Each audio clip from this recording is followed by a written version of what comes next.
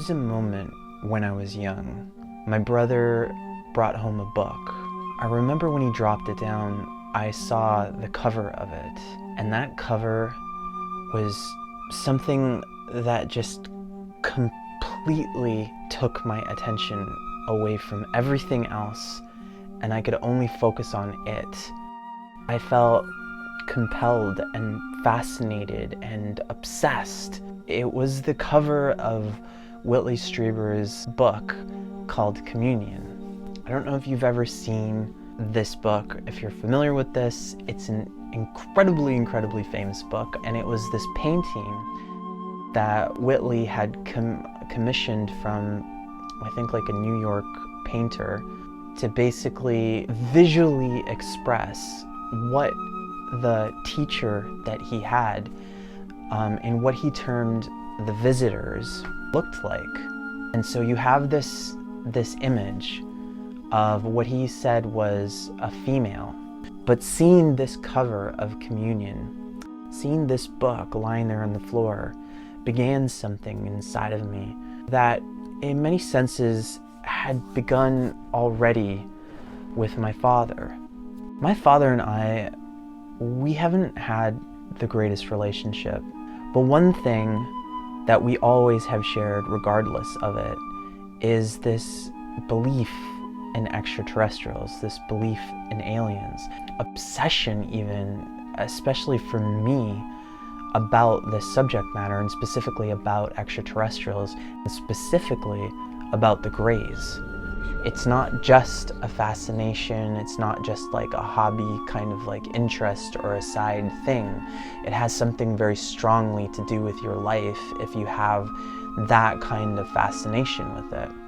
I remember this conversation I had with myself as early as grade school, asking myself the question, what do you think is the most exciting thing that you can possibly pursue, that you can possibly follow? And it was having to do with the GREYS. There's an experience I had in a dream where it was illustrated to me the kind of frightening type experience that other people have in abductions. Sarah tells me that I was 11 when I had this dream. I was in a car, and I'm not even clear where I was driving to. Everything about the experience had this overall orangey kind of amber sort of tint to it. I didn't know till years later that this was actually one of the indications that you're being shifted into like a higher vibration. You can blink maybe into like that state of being, but there's this overall amber kind of hue to it because you're actually shifted into a frequency that you're not actually balanced in naturally. So from your perspective, it ends up coming off like in a different kind of frequency. I've heard these stories like here and there a couple times in some of the experiencer and abduction lore, which is why it was surprising that when I look back on this dream, that it was included in the dream. There was a community center in the neighborhood, in the suburbs where I lived, that was under construction at the time. So it was kind of like just like a dirt parking lot in a sense. There was just like a lot of empty space. Nobody was living there, and there was no obstructions essentially in that place.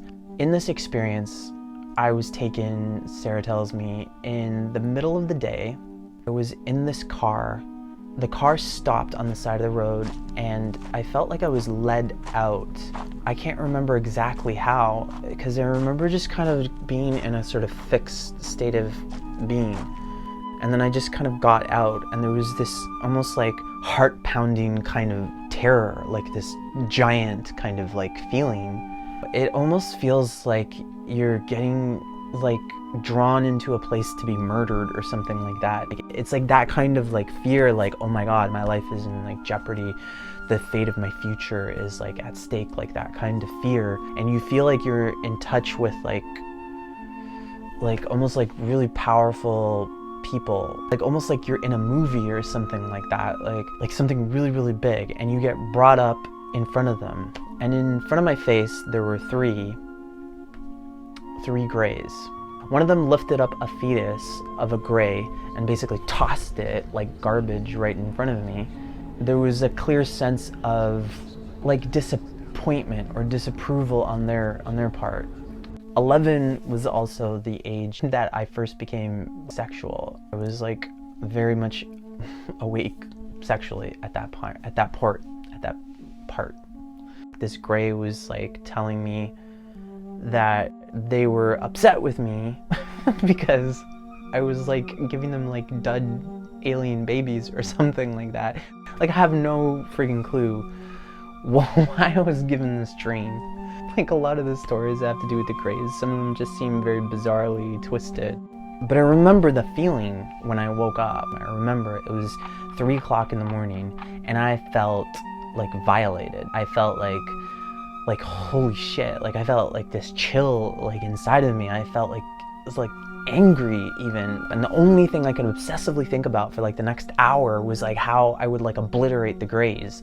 Maybe we could create like some kind of weapon or something like that. Like I was visually creating like some kind of giant like laser weapon or something so we could just blast them out of the skies. It was like the only thing I could come up with at that point, just to try to like, you know, take them out basically. I felt so wronged by them. I felt like I was like taken against my will to go to this place to like meet them, and they were like angry with me. The irony in all this is that now I kind of feel like that about regular humans. But I tell this story to illustrate something. I tell it to illustrate the kind of feeling that people talk about in abduction lore, like in abduction literature. Not all of it, but in terms of the more frightening aspects of it.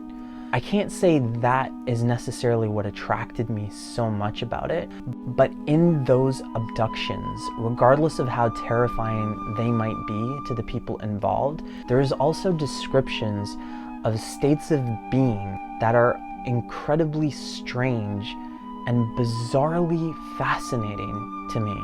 Even if they're not real, they made incredible stories. Stories that I would read just from a fiction point of view because I found them more interesting than a lot of the other stories that were obviously fiction.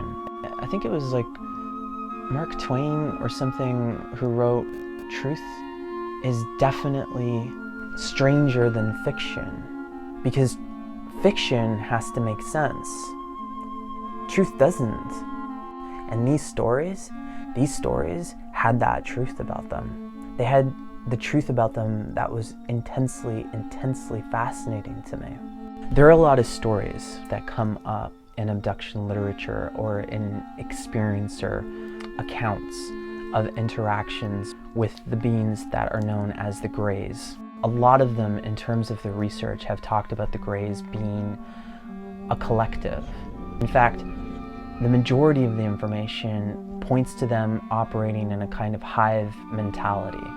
They operate as one being with many, many kind of like pieces, almost like a centipede, with all the little bodies being the legs operating for the entire species in like a complete agreement with itself. Whether or not you're interacting with one or like many, you're always interacting with the entire species. The abductions, they all seem to do with time.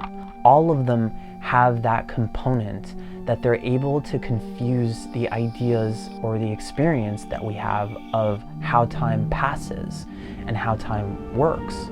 There's a lot of experiences that talk about missing time. There's a lot of them portraying the idea that the GREYS have the ability to remove memories from the abductees or the experiencers. So they actually cannot recall the period of time when they were interacting physically with the GREYS. Time, in terms of the GREYS story, is a very, very important component, it seems, because time is something that they seem to exist outside of.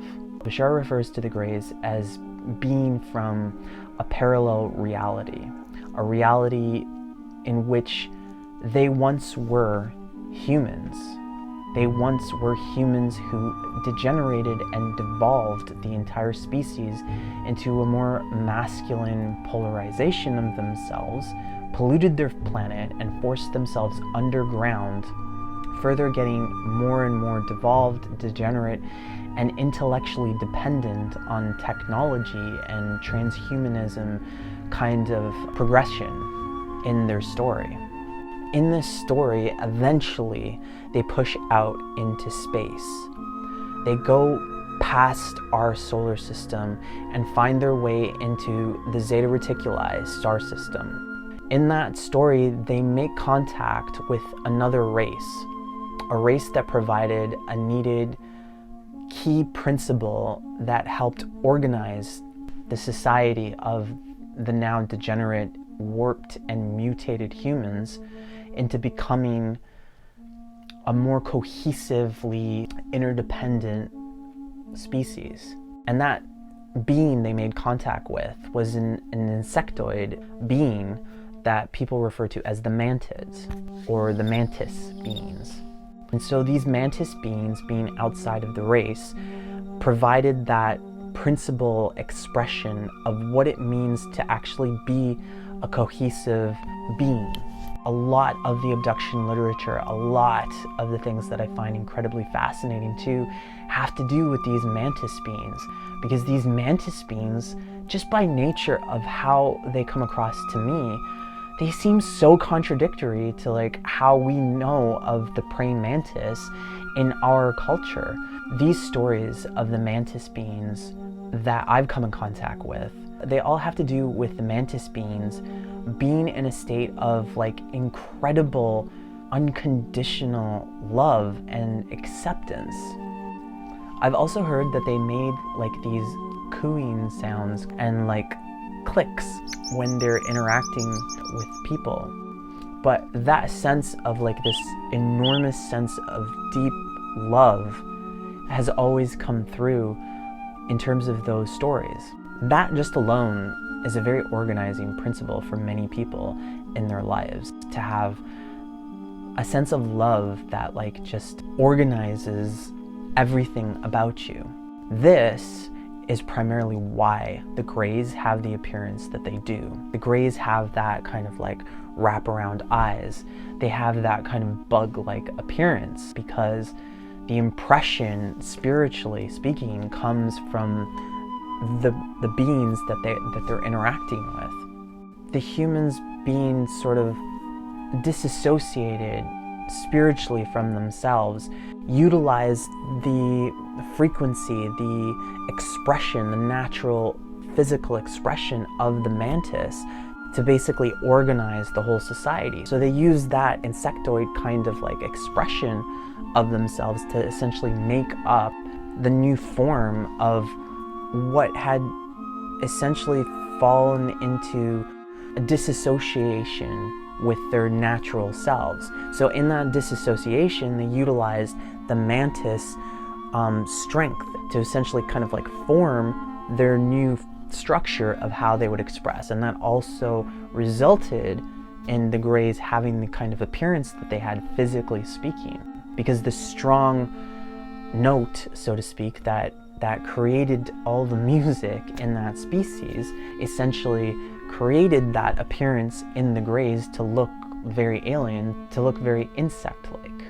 The Greys essentially had created a kind of merged society with the mantis species, a symbiotic relationship that allowed them to basically hold resonance with a more positive frequency than the one that they had naturally in their own expression.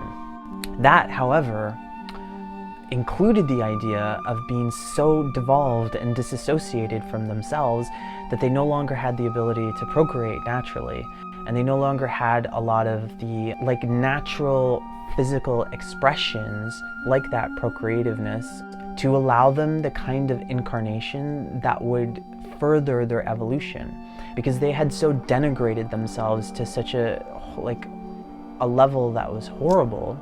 They had lost a lot of things that are very, very natural early on in their evolution. They had reduced themselves into cloning, and this was not a viable conditioned for them to continue on as a species for the rest of all time, or as long as that species would need to evolve further. So in this experience, they created the idea of hybridization. So the way Bashar tells it is a little bit different than what Sarah's told me.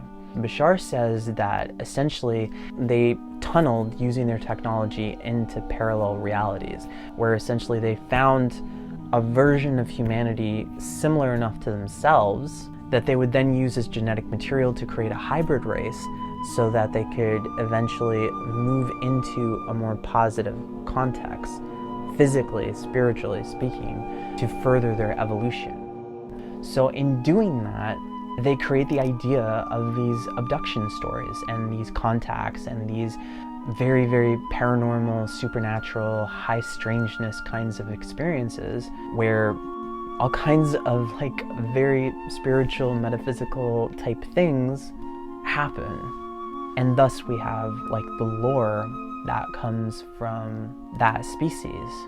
In the hybridization program, the agenda, it seems that they have begun to create hybrid species. Hybrid species that now actually have physical expression on chips.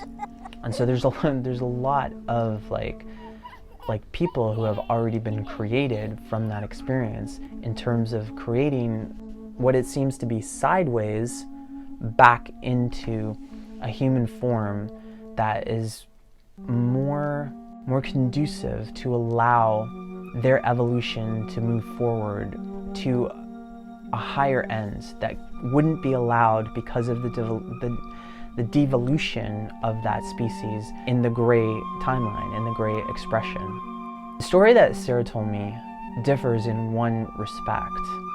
When Bashar is talking about parallel realities, that he's actually just talking about time. And if you recall any of Bashar's teachings, one of the things he says is that even the process of moving through time, now to now to now to now to now, you're just shifting through billions and billions and billions of parallel realities. If you were just going to apply this to the story of the GREYS, essentially the story of the GREYS is the story of the humans that exist today. And this is the version that Sarah is telling me is happening, has happened, and will happen. And that it's a kind of like 12 Monkeys effect or predestination, if you've ever seen those movies. The idea is that the future and the past are already one thing. They can't be changed so much because that change already exists as part of that past or part of that future. Kind of a hard concept if you think of it like that, but if you just think of it as one piece, that the idea of the GREYS is the story of us. We are imbalanced on our masculine side in favor of technology, in favor of the intellect, in favor of all the masculine energies and expressions at the cost of our balance with ourselves, with our own femininity. Some of these concepts are coming out, but this is where the next video will take place, because this has to do with the concept of hybrids. And then there's this concept here that creates a splitting, seemingly, within humanity of those who will return back to the light and those who will devolve and literally become the story of the GREYS. One of the things that I have heard more than a number of times is that in abductions, there are people who say that the GREYS tell them, we are you. Like, we are from your future, they say. We're the future version of you.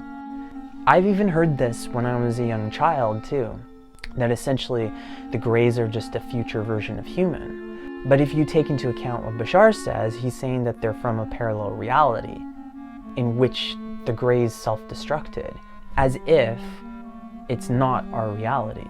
Like the pollution and like those kinds of ideas that exist on the planet, it does exist in our world, it does exist in our story right now, it's part of us right now. It doesn't mean that it's going to fall into like the oblivion nightmare that the GREYS become the GREYS, because in that story, from various versions of the story, it seems like they have completely obliterated the surface of their planet because they became too utterly dependent on the intellect. And that's not what's happening entirely on our planet, but overall on the planet, I would say that that is just a description of the polarization that exists in humanity. That the Greys essentially are us, like as humans today. Well, not all of us, but that gets into the next story. Because the next story has to do with hybrids. The hybridization program created hybrids. Hybrids that have been created on other planets, in other times, in other spaces. There were 5 races that Bashar talks about that were created essentially as hybrids between the humans today and the humans that are the mutated version that became the Greys. Like Bashar is one of them. Bashar is Sasani. The last one